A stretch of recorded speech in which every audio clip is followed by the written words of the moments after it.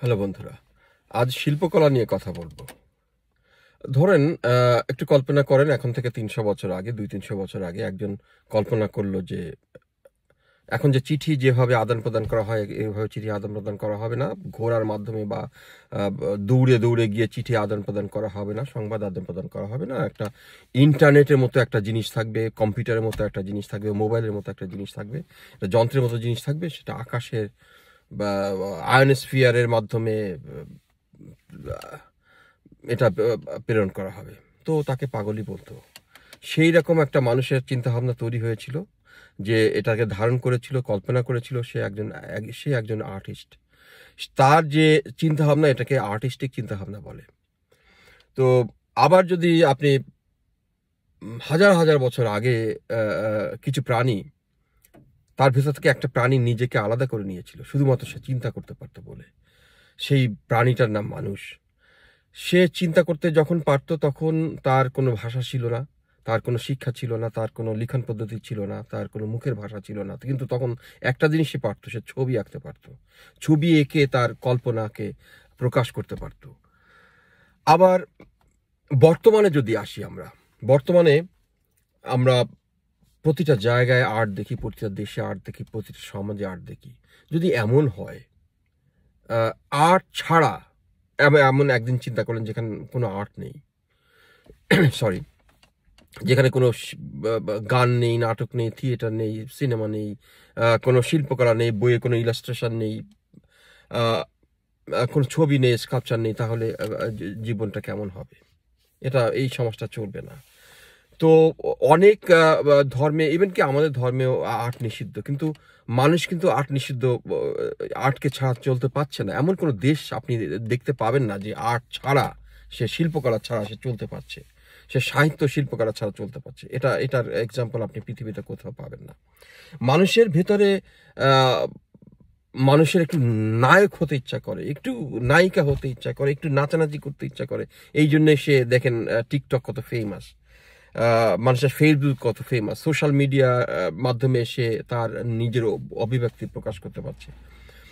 তো আর্ট হচ্ছে এটা ফ্রিডম। আর্টের প্রধান কাজ হচ্ছে ফ্রিডম, সে যে ধরনের আর্টই হোক। তো সেই ফ্রিডম মানুষকে, মানুষের বিভিন্ন রকম ফ্রিডম, আপনার গণতান্ত্রিক ফ্রিডম, আপনার রাজনৈতিক স্বাধীনতা, আপনার সামাজিক স্বাধীনতা, আপনার লিঙ্গ স্বাধীনতা, আপনার নারী স্বাধীনতা, সব রকম স্বাধীনতা। শিল্প মানেই স্বাধীনতা। তো যত মানুষ শিল্পের সঙ্গে যুক্ত হবে, তত সমাজ আরো সমৃদ্ধ হবে। এখন ধরেন আমাদের দেশে অনেক সময় বলা হয় যে তুমি কোনো শিল্পকলা চলতে পারবে না, কোনো নাটক সিনেমা হবে না, কোনো ছবি আঁকা হবে না, কোনো মিউজিক থাকবে না। এতে হবে কি, সভ্যতা আরো পিছনে পড়ে যাবে। আপনি কখনোই ভবিষ্যতের কোনো সভ্যতা আপনি চিন্তাই করতে পারবেন না যে শিল্পকলা ছাড়া। শিল্পকলা কি করে আসলে?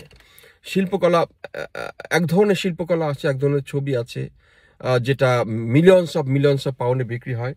সে ছবির কথা আমি বলছি না, আমি বলছি সাধারণ মানুষের জন্য যে শিল্পকলা তৈরি হয়, যে শিল্পকলা সমাজ পরিবর্তন করে, যে শিল্পকলা রাষ্ট্র পরিবর্তন করে, যে শিল্পকলা মানুষের চিন্তাভাবনা পরিবর্তন করে, সেই শিল্পকলার কথা বলছি।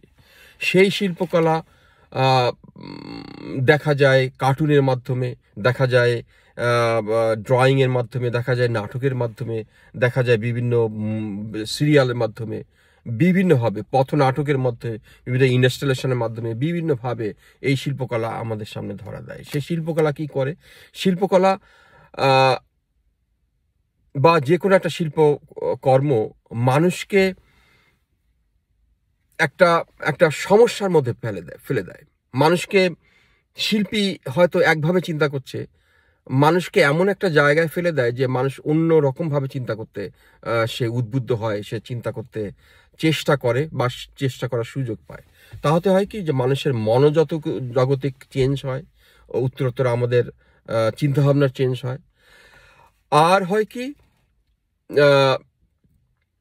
মানুষের যে কোনো সমস্যাকে সে ক্রিটিক্যালি চিন্তা করতে পারে। তো যত আমরা শিল্পকলার সঙ্গে বেশি বেশি যুক্ত হব, পৃথিবী তত সুন্দর হবে।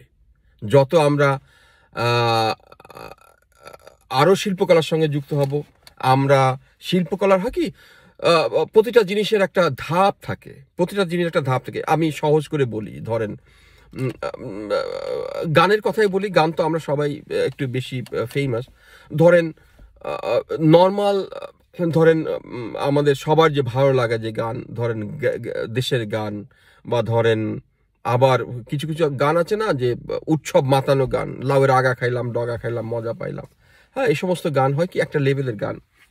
তারপরে আরও একটা লেভেলের গান আছে যে বাউল সঙ্গীত, যেখানে একটু একটু অ্যাবস্ট্রাক্ট জিনিস আছে, আমাদের প্রাণের কথা বলা আছে, আমাদের নদীর কথা বলা আছে, আমাদের প্রকৃতির কথা বলা আছে।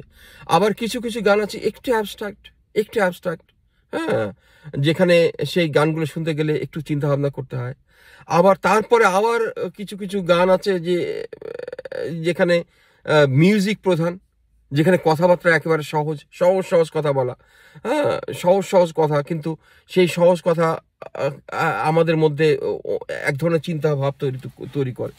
তো সেই সহজ কথা গান আমাকে বুঝতে গেলে না এই এই এই এই এই স্তর থেকে পার হয়ে হয়ে হয়ে আমাদের যেতে হবে। কাজেই আমরা যতই আমরা শিল্পকলার সঙ্গে যুক্ত হব, ততই আমরা আমাদের মনোজাগতিক চিন্তাভাবনা আরও উত্তরোত্তর সমৃদ্ধ হবে, এবং আমরা বেটার একটা সমাজের দিকে যেতে পারবো। সবাই ভালো থাকবেন।